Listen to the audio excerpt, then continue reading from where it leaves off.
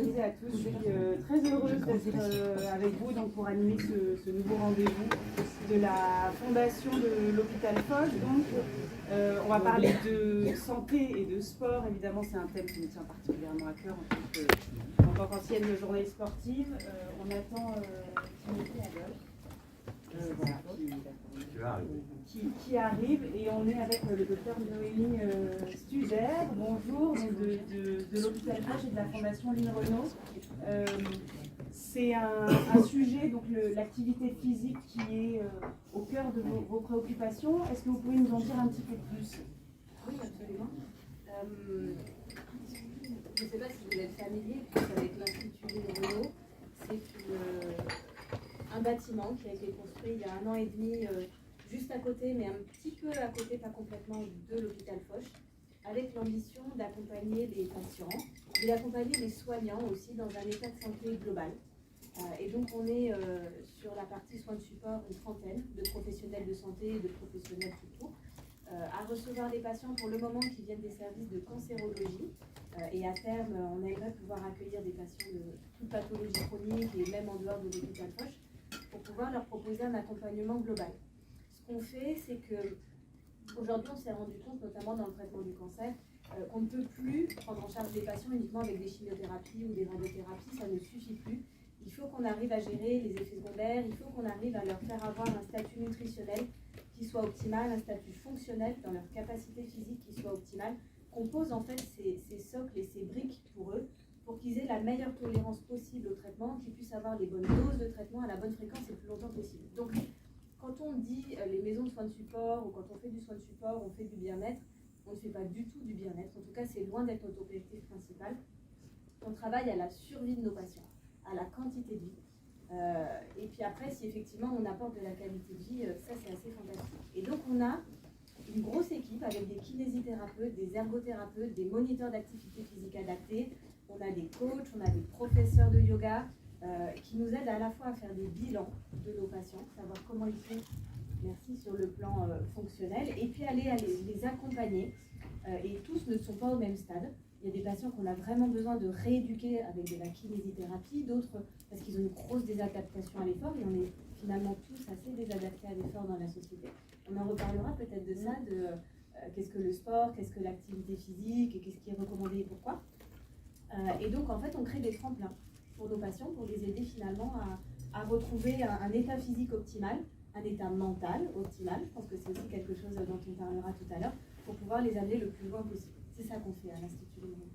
Voilà, donc c'est vrai que c'est un projet qui a vu le jour il y a à peu près un peu moins de 2 ans maintenant. L'hôpital Foch est à la pointe sur les traitements contre le cancer, mais avec vraiment l'Institut Line Renaud dont vous êtes chef de service. L'idée, c'est d'apporter quelque chose en plus, cette approche globale, notamment avec de l'activité physique et d'autres médecines que vous ne voulez pas qu'on appelle ni médecine douce ni médecine alternative, hein, c'est ça? Non, absolument, absolument. En fait, en ce moment, c'est un petit peu à la mode toutes ces médecines et on ne sait plus comment les appeler. Et c'est très perturbant parce que quand on les appelle médecine alternative, on a dans l'idée qu'elle pourrait être une autre solution par rapport aux soins conventionnels.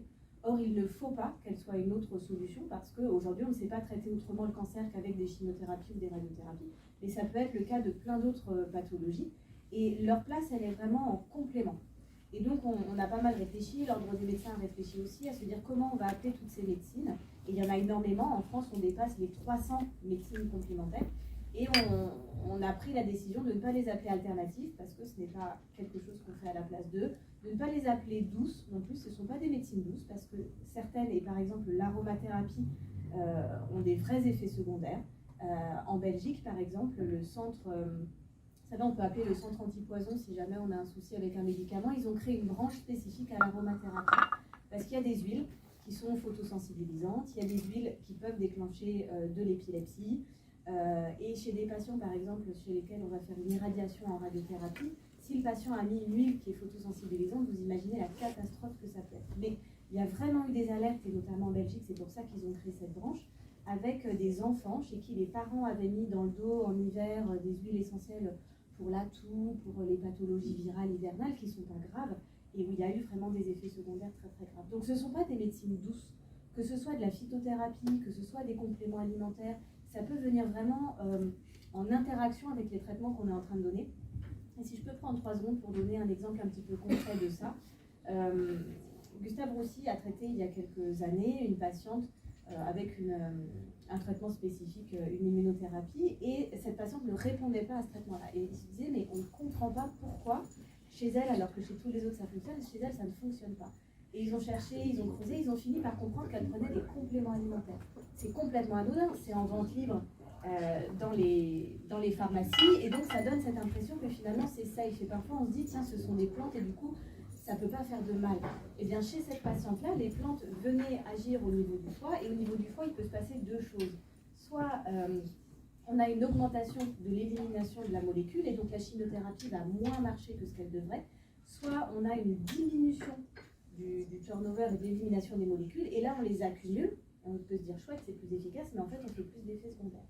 Donc toutes les plantes n'interagissent pas au niveau des cytochromes, au niveau du foie, mais le pamplemousse, par exemple, on entend souvent parler du pamplemousse, c'est un truc tout bête, et on se dit tiens, il faut prendre des agrumes pour être en forme, etc.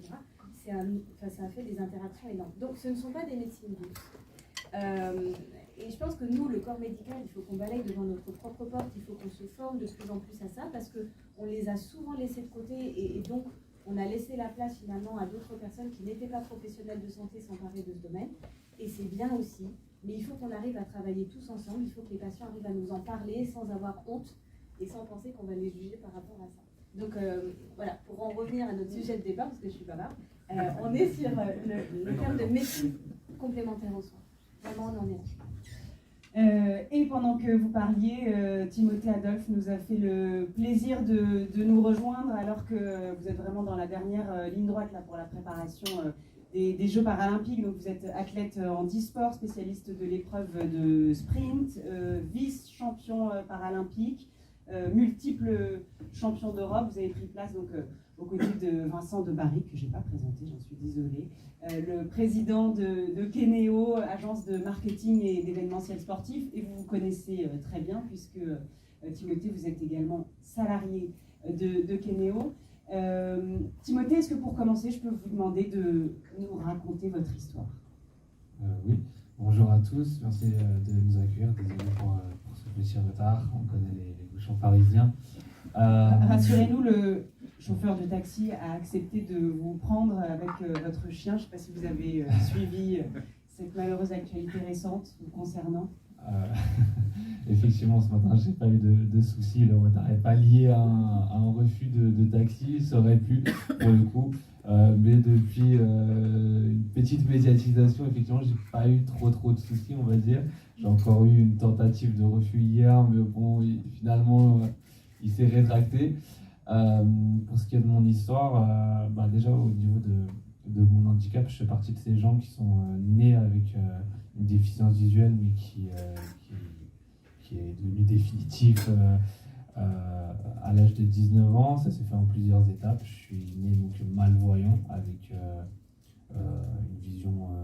J'avais un glaucome congénital de l'œil gauche, j'avais quelques petits problèmes au niveau du cristallin, c'était déjà pas top, et j'avais une malformation au niveau de la cellule de l'œil qui n'a pas été détectée pendant la grossesse de ma maman, et donc c'est quelque chose qui a été détecté à la naissance. Je voyais plutôt bien de l'œil droit, et à 3 ans, vieux avant l'âge, j'ai été opéré de la cataracte des 2 yeux, opération qui a très moyennement fonctionné sur moi, qui m'a laissé les yeux particulièrement fragiles, et une dizaine de jours plus tard, j'échappais à la vigilance de la personne chez qui j'étais en garde. Et avenir de sprinter ou pas, je me suis mis à courir dans une cage d'escalier. Sauf qu'en bas de cette cage d'escalier, il y avait une porte vitrée, comme quoi j'étais mieux fait pour l'athlète que pour la boxe, puisque j'ai pris le premier KO de ma vie. J'ai pris cette porte vitrée de plein fouet, puisque je ne l'ai pas vue. Et le choc a provoqué un décollement de rétine de l'œil droit, donc l'œil avec lequel je voyais plutôt bien. Et donc je perds à ce moment-là la grande majorité de ma vue. Et il me reste à peine 1/20 de l'œil gauche. Sauf que 3 ans plus tard, je vais prendre un coup de pied dans l'œil gauche. Et et là, ça provoque un ulcère de la cornée en plus du glaucome. Donc là, à ce moment-là, on ne veut pas trop y toucher, surtout dans les années 90, glaucome plus ulcère de la cornée, bon, il ne faut pas trop en demander. Mais j'ai pas de perte de vision en soi. On va réussir à trouver un traitement qui va permettre de ralentir le processus. Pour faire très simple, c'est l'ulcère de la cornée, il y a plein de petits vaisseaux sanguins qui vont s'agglutiner dans la cornée. Et plus il y aura de vaisseaux sanguins, plus cette cornée sera opaque. Et plus elle sera opaque, moins il y a de lumière qui passe. Sauf que ça va se compliquer à l'âge de 13 ans. Un nouvel épisode où je suis en internat, j'ai une altercation avec des jeunes un petit peu plus âgés que moi, de 17-18 ans, qui étaient, j'étais 1h, 2h du matin, on était en plein mois de décembre.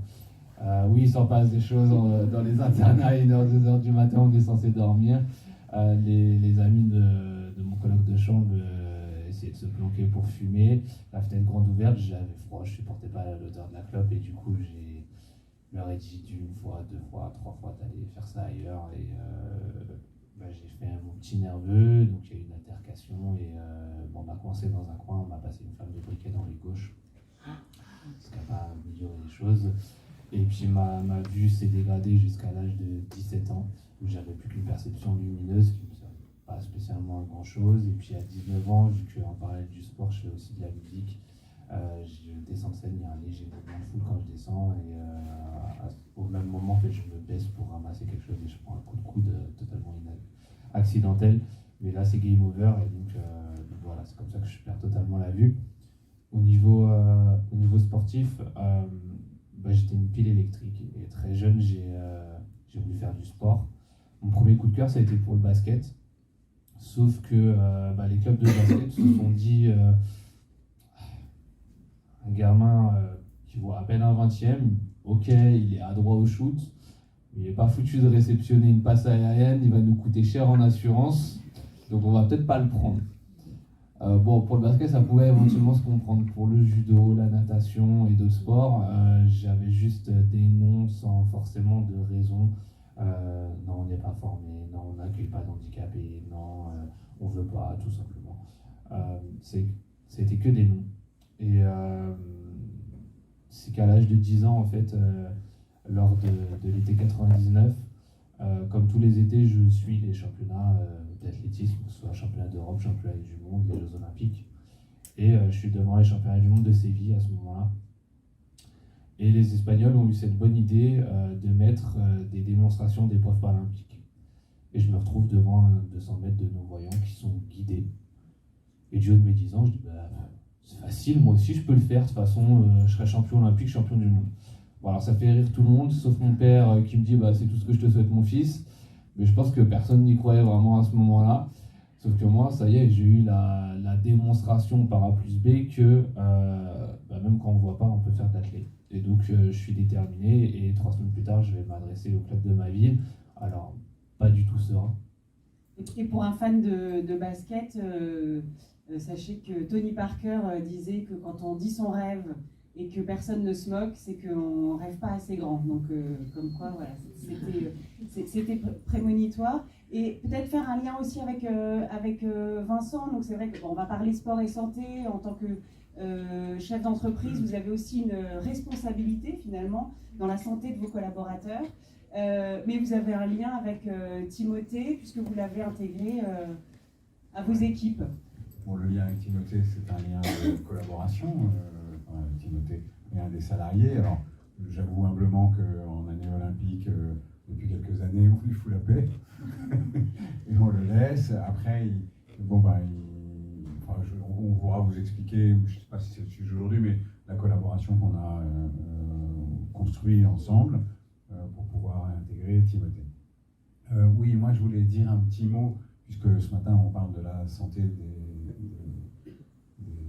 des salariés finalement, et de la santé globalement, et en quoi le sport y contribue. Je voulais juste rappeler un petit cadre de contexte, moi aussi, c'est que la responsabilité des chefs d'entreprise est immense en matière de santé. On s'en rend jamais compte, alors on pense tous à la santé physique, mais de plus en plus les problématiques c'est la santé mentale, et la difficulté qu'on a à percevoir les choses. Et le code du travail là-dessus est extrêmement précis. Enfin, il vous demande de faire tout un ensemble de choses, mais la jurisprudence exige de vous une obligation de résultat pratiquement. Hein. Donc il ne suffit plus de demander aux gens de porter un casque sur les chantiers, il ne suffit plus de les former à ça, il ne suffit plus de communiquer tous les jours là-dessus, de répéter à chaque manager de vérifier que si jamais il y en a un sur un chantier qui n'a pas son casque et qu'il prend un coup, vous êtes responsable. Donc on a une obligation de résultat. Le deuxième sujet, un peu thème qui est important pour les chefs d'entreprise, relatif à la santé, c'est que finalement, le vrai problème du chef d'entreprise, c'est la performance des salariés au travail.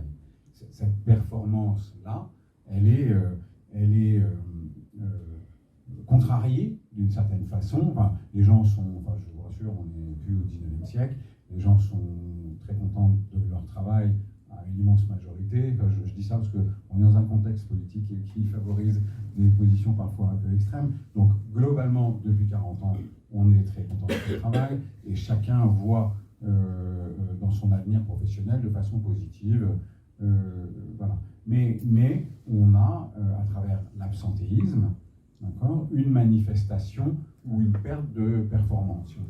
Il faut juste rappeler que 40% des gens, à peu près, des collaborateurs, sont absents au moins une fois dans l'année.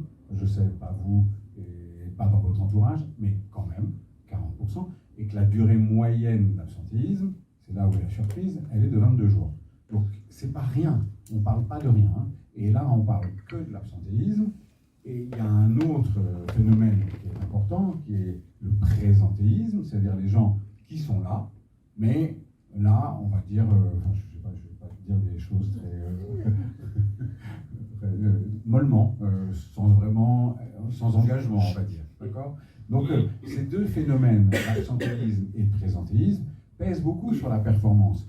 Et si je vous parle de ça, c'est pas pour parler du droit du travail et du management des entreprises, mais c'est que le sport, on le verra après, est une des solutions, parce que des salariés qui pratiquent le sport ou qui pratiquent une activité physique plus exactement, sont moins absents que les autres, sont moins malades que les autres, sont plus engagés que les autres, etc. etc.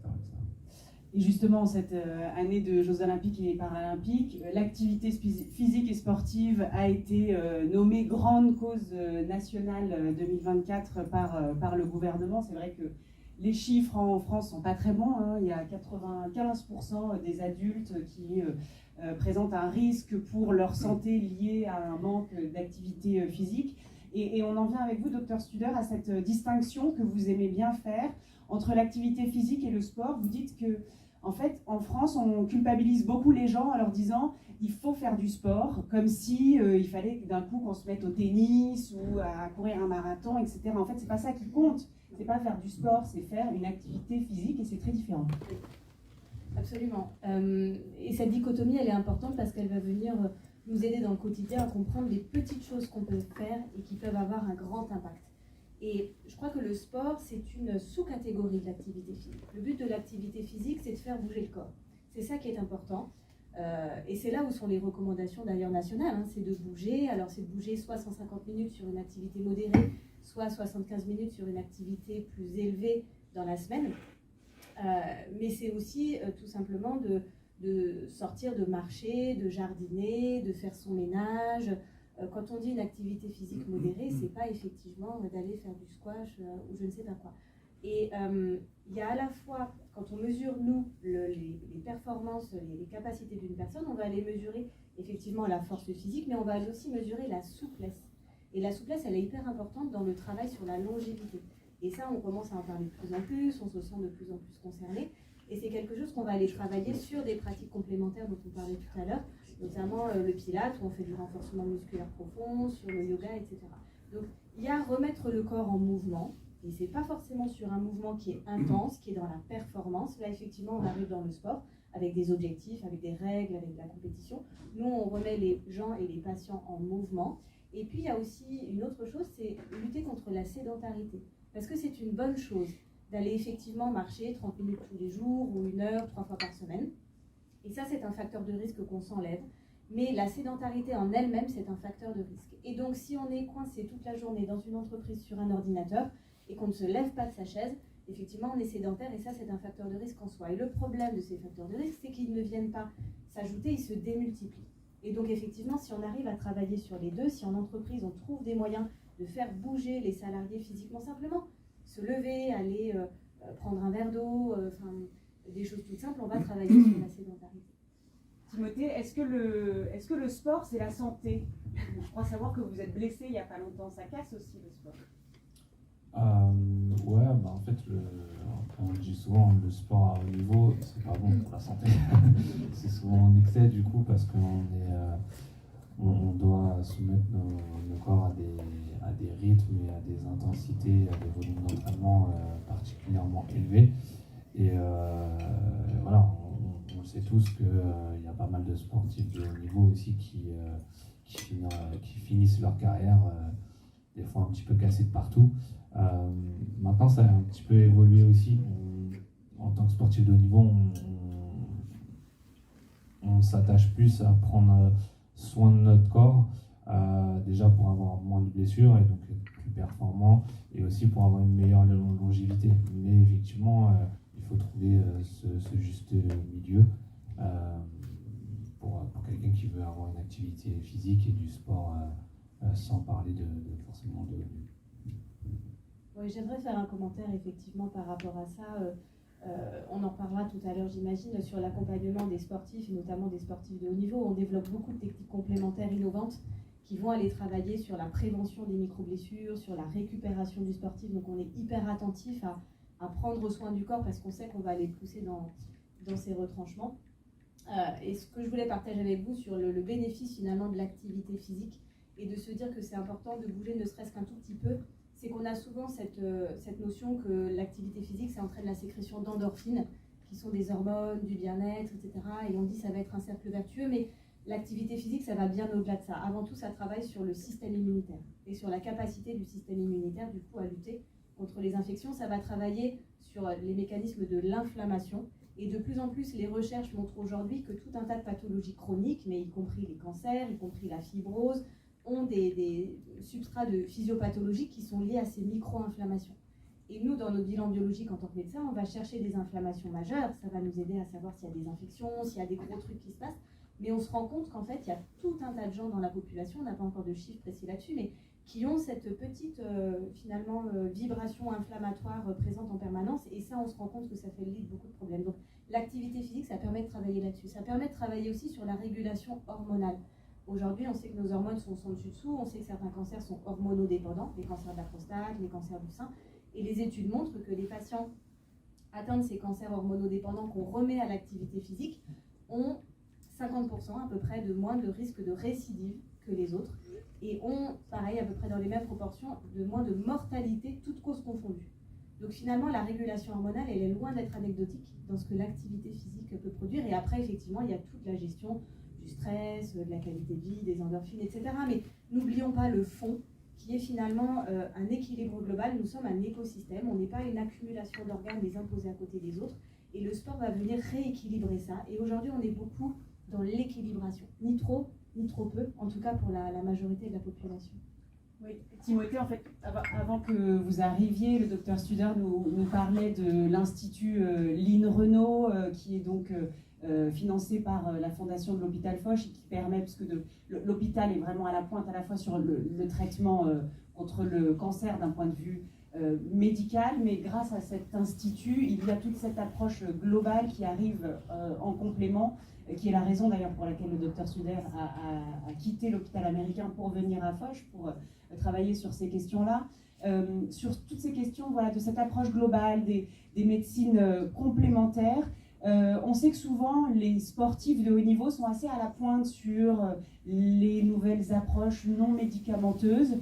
Est-ce que c'est votre cas? On se souvient par exemple des traces de ventouse de Michael Phelps aux Jeux Olympiques de 2016 à Rio. Est-ce que vous aussi vous êtes à la pointe? Et si oui, sur quelles approches? On essaye d'être à la pointe dans ce qui peut... on va tenter des choses et on va conserver ce qui peut ce qui peut nous correspondre, parce que tout ne correspond pas à chacun. On ne va pas forcément, ne serait-ce que des fois, y croire. Moi, par exemple, ça a été, alors en France, ça a été interdit depuis peu. C'est l'hydrotomie percutanée pour soigner tout ce qui était tendinopathie d'Achille. Pardon, alors là. Hydrotomie percutanée. Et ça consiste en quoi? Un petit peu, alors je pense que les médecins l'expliquera mieux que moi, mais en gros, c'est un petit peu comme la mésothérapie, donc, mais plutôt que d'injecter de manière locale un anti-inflammatoire, là c'est du sérum physiologique, c'est de l'eau de mer en gros, purifiée avec des vitamines et des oligo-éléments, et qui en gros permettent de nettoyer le tendon là, en l'occurrence, mais ça peut être aussi utilisé sur des hernies discales et d'autres types de pathologies ou de douleurs. Ça a été interdit l'année dernière en France, cette pratique. C'est toujours une technique qui est utilisée dans l'Union européenne par contre. C'était un médecin français qui l'avait mis en place. Donc, mais oui, il y a pas mal de techniques. Les ventouses, dont vous faisiez référence, j'ai pu le pratiquer. Il faut savoir que l'ordre des kinés en France l'a interdit également. Mais c'est quelque chose qui marche. Après, il y a différentes manières de les utiliser, ces fameuses ventouses. Il y en a qui allaient un petit peu plus loin en faisant des saignées pour se disant nettoyer un petit peu le sang, je sais pas trop quoi. Mais nous on n'est pas allé jusqu'à ce point-là en tout cas. Votre opinion sur ces méthodes dont il parle qui ont été interdites et puis celles que vous prenez? C'est ce qu'on se disait un petit peu en introduction, hein, c'est que dans le champ des techniques complémentaires aux soins, il est extrêmement vaste et c'est difficile de faire la différence entre le bon grain et l'ivraie. Nous, en tant que médecins, de toute façon, notre ordre nous impose de ne conseiller aux patients que ce qui a fait ses preuves sur le plan médical. Donc c'est vrai qu'on est assez restreint. On a toute une possibilité de recherche clinique et c'est ce qu'on fait aussi à l'Institut Lynn Renault. On s'attache à aller développer des techniques innovantes qui nous paraissent avoir un substrat du coup scientifique fondé pour pouvoir aller amener des niveaux de preuve là-dessus. Et on travaille notamment, nous, sur l'apport de la lumière, sur la photobiomodulation. Vous avez peut-être vu ça, ces lumières rouges, ces masques féminins qu'on vend beaucoup pour les rides, etc. En ce moment sur les réseaux sociaux. L'utilisation de la lumière, ça date pas d'aujourd'hui, hein, ça date du 19e siècle. Il y a eu un prix Nobel là-dessus en 1903 sur ses propriétés, justement, on en parlait tout à l'heure, de stimulation du système immunitaire notamment. Et puis il y a eu l'avènement de la pénicilline, de la vaccination de masse, et donc tout le soin par la lumière a été complètement laissé de côté. Et ça a été redécouvert dans les années 50 par une infirmière en Angleterre où elle s'est rendue compte que la lumière du jour pouvait améliorer la jaunisse des bébés. Et aujourd'hui, on traite la jaunisse des bébés sous des lampes bleues et personne ne remet ça en question. Il n'y a aucun médicament qui est délivré à cet enfant et ça soigne complètement la l'ictère du nourrisson. Eh bien, nous, on travaille sur le développement de la lumière rouge et infrarouge à visée anti-inflammatoire, à visée antalgique. C'est très développé aux États-Unis notamment, en cancérologie. Des grosses études sur 10 000, 15 000 patients ont maintenant plus de 10 ans. Nous, c'est vrai qu'à l'Institut Lynn Renault, on a la vocation d'aller travailler sur les nouveaux traitements du cancer, sur les immunothérapies, sur comment ces lumières peuvent aider les patients à gérer leurs effets secondaires sans qu'on ait à mettre de médicaments supplémentaires, parce qu'il y a toujours un prix à payer quand on rajoute un médicament chez ces patients déjà polymédicamentés, déjà fragiles, et chez qui on va venir créer des interactions. Et là où je peux faire peut-être le lien avec Timothée, c'est que nous, on l'utilise à visée médicale, c'est aussi de plus en plus utilisé du coup dans l'environnement du sport et du sport de haut niveau. On a vu là beaucoup de fédés s'emparer de ce type de traitement parce que ça permet vraiment de travailler sur un volet préventif, ça diminue les micro-blessures de 10 à 15%, ce qui est toujours ça de prix, mais surtout ça va aller favoriser la cicatrisation. On gagne à peu près un tiers de temps de cicatrisation sur des chirurgies orthopédiques, une coiffe des rotateurs, des ligaments croisés qui sont quand même des chirurgies profondes, hein, pas anodines sur le plan ligamentaire. On gagne un tiers de temps de cicatrisation. On va gagner 40% de douleurs en moins sur les douleurs musculaires tardives quand on pousse les sportifs un petit peu à aller sur de la performance. Donc il y a vraiment maintenant des programmes qui se mettent en place de préhabilitation avant l'effort, après l'effort, et de manière curative sur ces techniques-là. Quand vous dites que vous travaillez sur le développement de ces nouvelles approches, ces nouvelles méthodes, concrètement à l'Institut Lynn Renault, comment est-ce que ça se passe? Vous dites, moi je voudrais faire ça, vous allez toquer à la porte de la fondation et pour financer, comment ça se passe? Oui, c'est ça, en fait, moi je toque à toutes les portes. Hein. Donc la porte de la fondation, elle est juste à côté et ça c'est assez génial parce que du coup on est en ligne directe, on discute facilement et puis moi j'ai beaucoup d'énergie, j'ai beaucoup de motivation, je crois que je ne fais pas de présentéisme pour le coup, mais je toque aussi à toutes les portes, c'est-à-dire qu'il y a des appels à projets qui sont lancés par l'État, qui sont lancés par des laboratoires, on a des mécènes qui viennent nous soutenir. En fait, toutes les bonnes volontés sont les bienvenues parce que ce sont des machines qui coûtent très cher, sur lesquelles on a du mal à s'équiper et si on veut pouvoir monter ces essais cliniques, à l'hôpital Foch, on est un petit hôpital, mais à la fois on a plein de ressources géniales, donc on a une structure de recherche clinique qui vient nous aider à monter les protocoles, à les faire correctement, à les soumettre à des comités d'éthique, parce que c'est des trucs hyper carrés, on travaille sur de l'humain, on n'a vraiment pas le droit de faire n'importe quoi, mais on est hyper bien épaulé. Mais c'est vrai qu'on a besoin, nous, de pouvoir financer ça, ce temps homme, d'aller financer nos machines, pour pouvoir aller porter haut et fort, finalement, ces nouveaux développements qui viennent au bénéfice de tout le monde. Parce qu'on les développe, c'est toujours pareil, c'est comme le médicament, dans une indication, dans une niche, et une fois qu'on a nos niveaux de preuve, on vient élargir finalement plus largement les patients ou les personnes à qui on vient délivrer ces traitements-là. Donc, voilà. Et donc, une de vos spécialités, c'est le traitement de la douleur. Timothée, vous, quand vous avez mal, vous faites quoi? Ça dépend quel type de douleur. Chez le sportif, c'est souvent du froid. Donc ça peut être de la cryothérapie, ça peut être du bain froid à 5 degrés. Donc nous, la balnéo, c'est généralement pas très cool. On donne souvent envie à plein de gens quand on dit qu'on va en balnéo, mais c'est souvent pas très très sympa. Mais ça peut être aussi un travail ce qu'on appelle un appareil qui s'appelle le TECAR, qui est un appareil avec lequel on peut nous masser, qui peut accélérer aussi la cicatrisation avec des ondes électriques, qui va favoriser cette cicatrisation. Mais ça dépend de quelle douleur il s'agit aussi. Il y a effectivement à l'INSEP ces machines pour des lésions musculaires ou d'autres, avec ces ondes courtes, infrarouges. Il y avait de la luminothérapie sur laquelle moi-même on me l'a fait tester, voir si ça avait un impact sur les aveugles. Bon, la luminothérapie, quand on voit rien, très sincèrement, ça marche pas trop. Mais voilà, je pense qu'il y a différents outils pour la réathlétisation.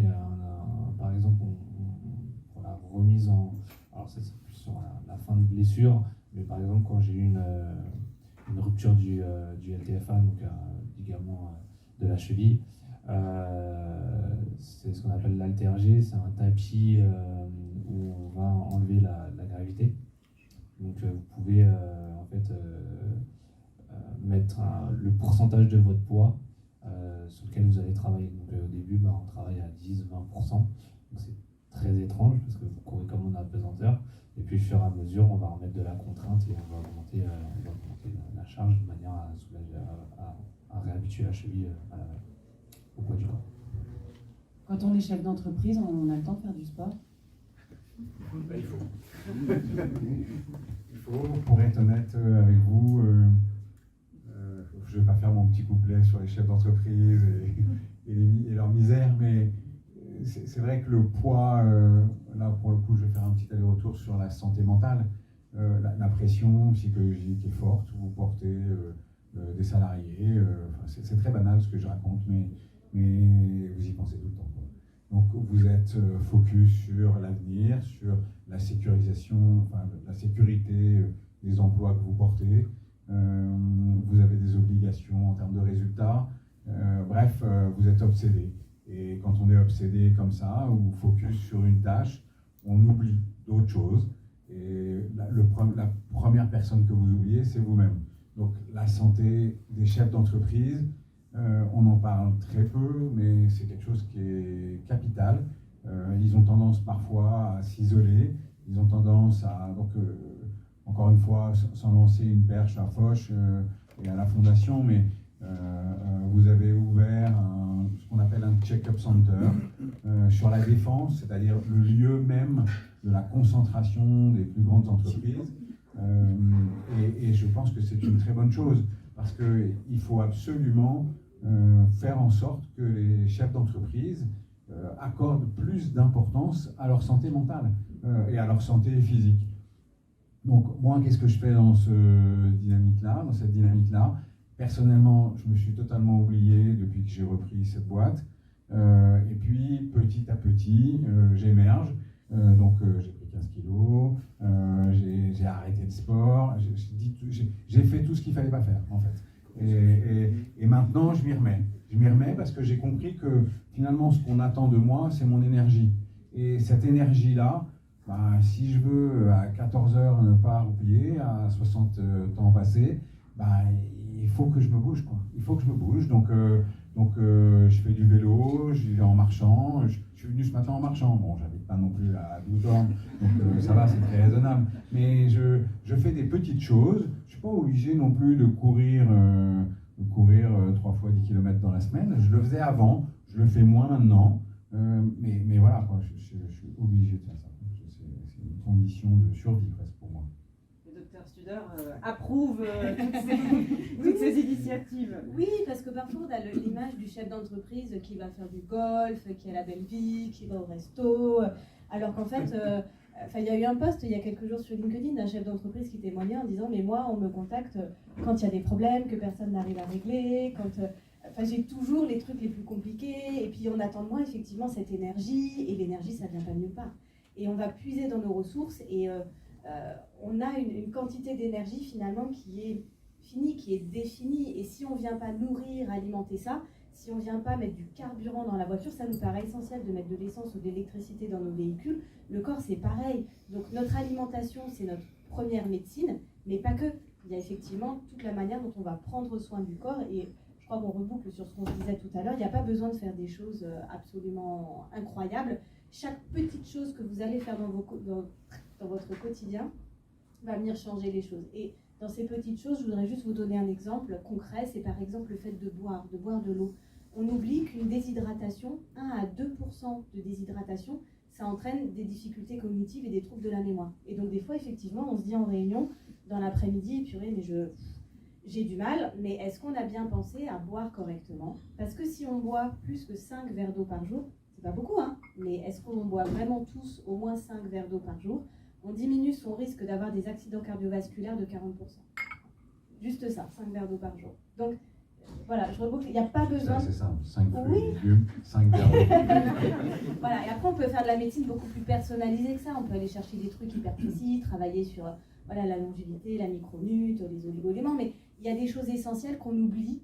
Et finalement, revenons-en un petit peu aux basiques. Commençons par simplement mettre le corps en mouvement, travailler sur un petit peu de force musculaire, un petit peu d'étirement. Commençons à bouger, commençons à remettre ces briques de la maison et de la fondation pour qu'elles soient solides. Et puis après, on pourra pousser plus si on en a envie. Oui, non, je voulais un peu changer de sujet. Ah aussi. d'accord, non, alors moi je vais continuer dans le petit mouvement, etc.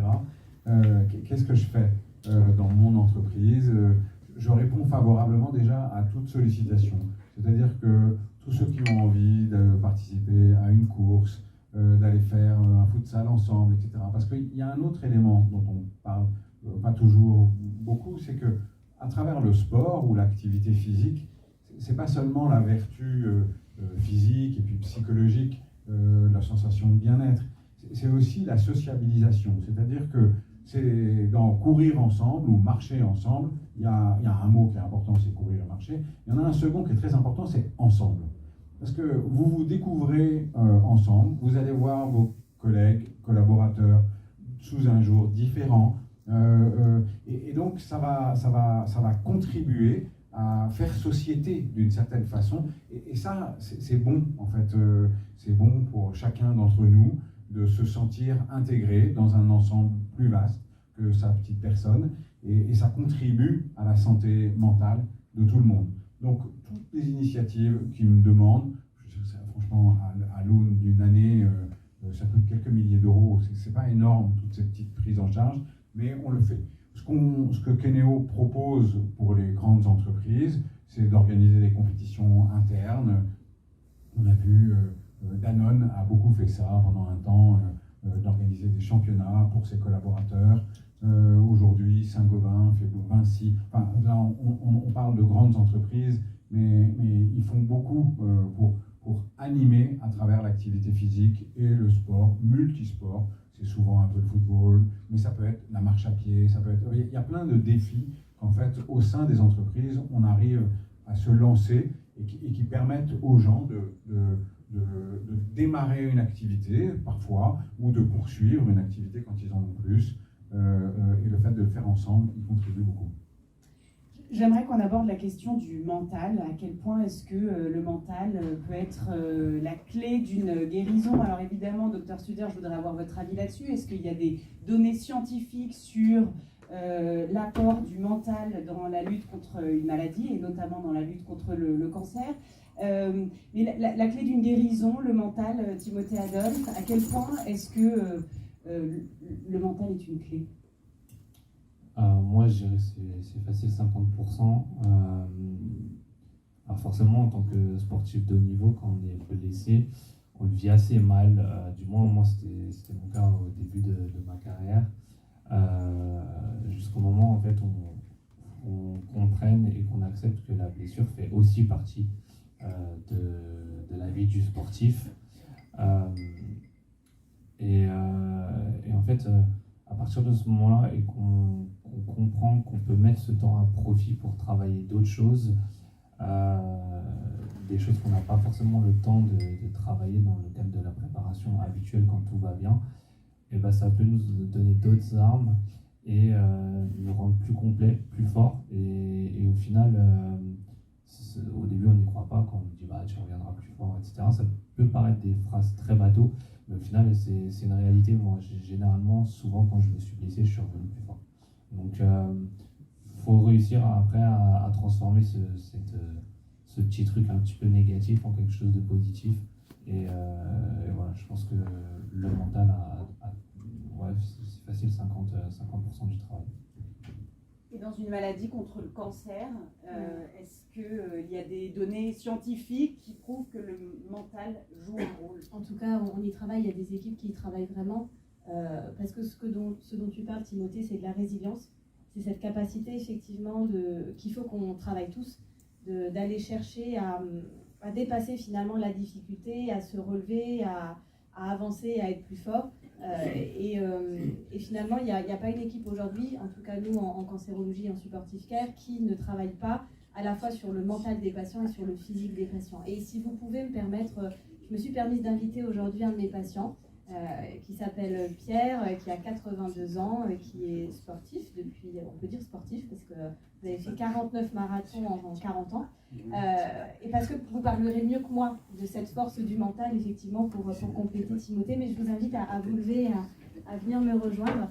Et on en parlait, c'était drôle, juste avant que ce topo commence, en essayant d'évaluer tous les deux quelle pouvait être la force du mental, et on rejoignait complètement Timothée.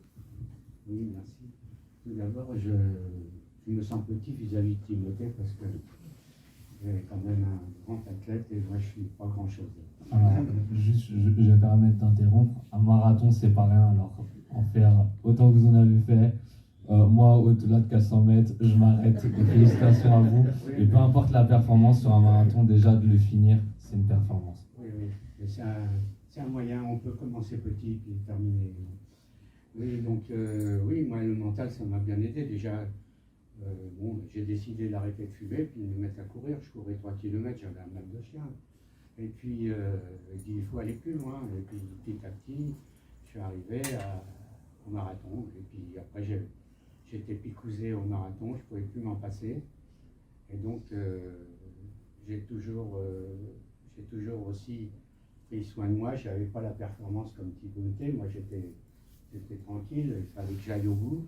Donc, je n'ai jamais fait d'abus. Mais un marathon, comme on disait avec Timothée, il faut du mental. Parce que quand vous êtes à la moitié des 42 km, eh bien, vous dites, alors vous vous dites, il me reste 21 ou bien j'en ai déjà fait 21. Et donc, maintenant, ce mental, je l'ai reporté puisque je suis patient des interstellaires. Et donc, je l'ai reporté maintenant sur ma maladie. Depuis 15 ans, je suis avec un cancer. Et donc, j'ai passé toutes les étapes, que ce soit radio, hormonothérapie, chimio. Et là, maintenant, je vais attaquer la médecine nucléaire. Mais c'est pour ça que moi, je continue encore à courir, même si j'ai pas... même si j'ai plus les performances que j'ai faites, mais bon, c'est mon mental qui me tient. Et puis je veux revenir quand même sur ce que disait le docteur Suder sur l'Institut Lynn Renault. Alors là, c'est formidable. J'étais encore hier, moi. Et donc, c'est super ce que vous faites.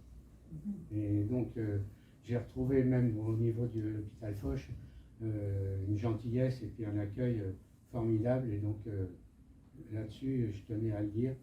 Hein, quand on sait que les infirmières de la chimio, elles m'ont emmené faire les 5 km de Suresnes, m'ont accompagné. Hein, ça rejoint cette dimension du collectif dont tu parlais, Vincent, qui dépasse le... Elles m'ont inscrite gratuitement, j'ai couru avec le maillot de l'hôpital Foch. Et donc, quand il y avait 2 jours après, j'avais une séance de chimio. Et les filles m'attendaient, elles m'ont fait la hola dans le couloir. C'est pour vous dire. Voilà, donc, mais c'est vrai que le mental, c'est important. Et donc, il faut vouloir ce qu'on veut. Et donc, des fois, j'ai pas envie d'aller courir, mais bon, je me force. Hein. Surtout quand il pleut, j'ai pas envie. Mais je continue et j'espère encore continuer longtemps, puisque ma morphologie me permet. Et donc, je me suis forgé une musculature qui m'empêche d'avoir des douleurs après une sortie. Et donc, je reste... Mais le mental, c'est ça. C'est clé. Voilà. Merci beaucoup. On peut l'applaudir.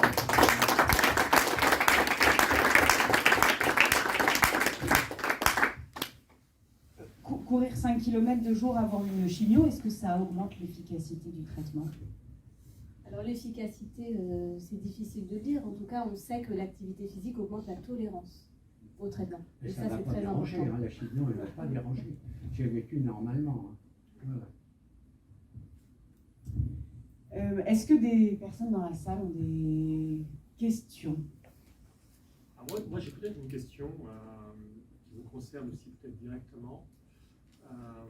Et vous, docteur, et toi, Noémie, est-ce que tu as remarqué dans les patients que tu as, qui ont un cancer, qui ont ces traitements de chimio, une différence, pas d'adaptation, c'est pas le bon mot, mais de la manière de supporter les séances de chimio, c'est physique quand même, entre des malades qui font du sport comme monsieur, et bravo vraiment, et ceux qui sont peut-être un peu moins sportifs.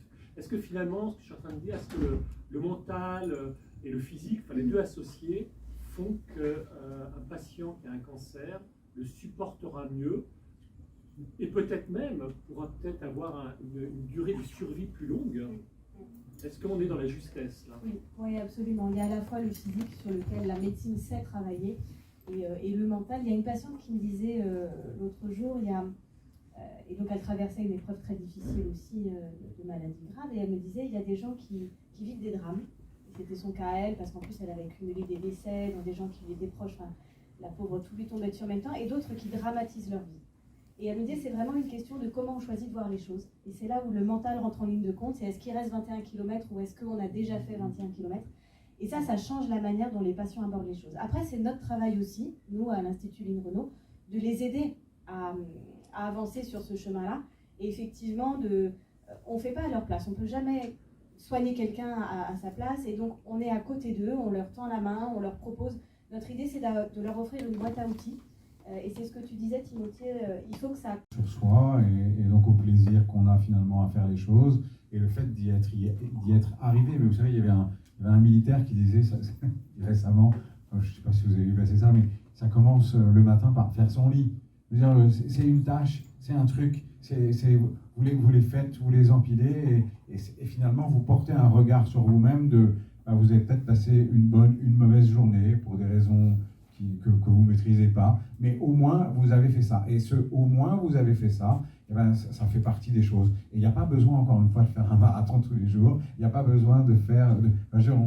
on se focus sur courir, mais parfois c'est même très traumatisant pour certains. Mais juste faire des petites choses, parfois, ça contribue à une meilleure estime et ça vous entraîne dans un mouvement positif.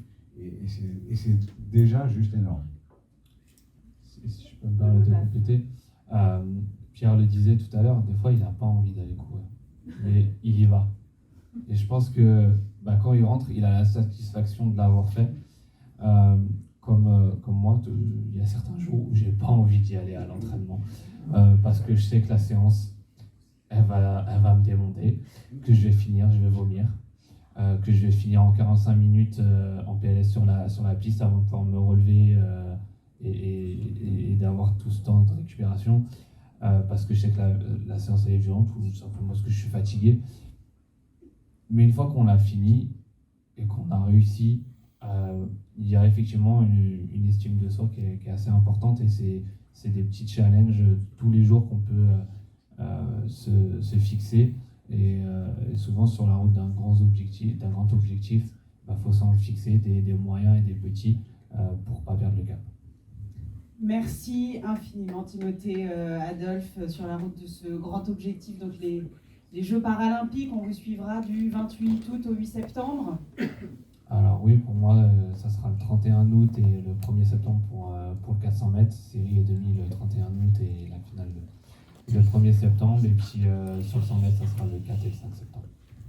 Merci. Merci Vincent Desbarry et merci infiniment au docteur Studer et merci à la Fondation pour ce petit déjeuner. Je ne sais pas si on a déjà la prochaine date. Ça va au mois de septembre, normalement, ça sera sur la neurochirurgie. C'est ce sujet. Et Timothée, évidemment, des médailles d'or. Hein.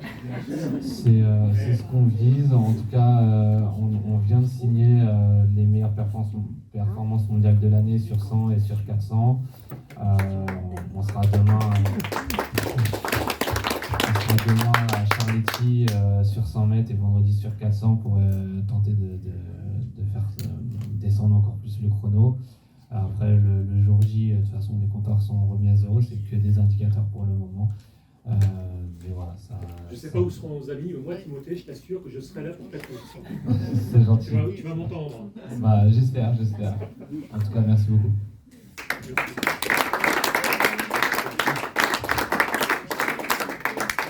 Merci.